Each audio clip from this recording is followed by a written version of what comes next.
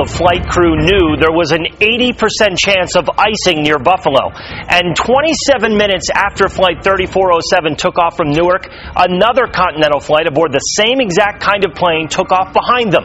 The National Transportation Safety Board says that flight dealt with the same icy conditions but landed safely in Buffalo. The difference? How the two pilots handled the ice.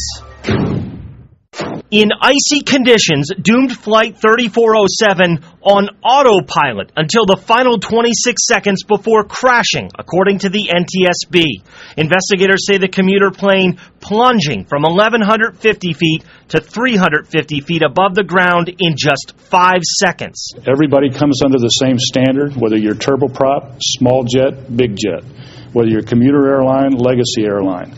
They're all under the same safety standard of the FAA, which is a very strict safety standard. But how a pilot reacts, not always the same. Arthur Rosenberg is a pilot, engineer, and aviation attorney who believes the pilot of the fatal flight made critical mistakes in judgment. In my view, this flight crew should not have continued the descent. They should have aborted it. Turboprop airplanes, in particular, do not belong flying in known icing conditions for long periods of time. Rosenberg says turboprops are more susceptible to icing, and the de-icing system's not as sophisticated as with jets, but they are no less safe than jets if flown correctly and within the aircraft's limitations. In my opinion, turboprop airplanes should not be grounded. But keeping the plane on autopilot in icy conditions, Rosenberg says, is extremely dangerous. The system will continue to compensate for ice only for so long before it automatically shuts off. Autopilot on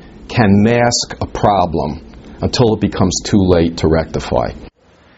And based on what he knows about the ongoing investigation, that's exactly what Rosenberg believes happened. By the time the pilot of Flight 3407 took the controls, the ice was so bad, the plane went into something called a death spiral, something few, if any, pilots could recover from.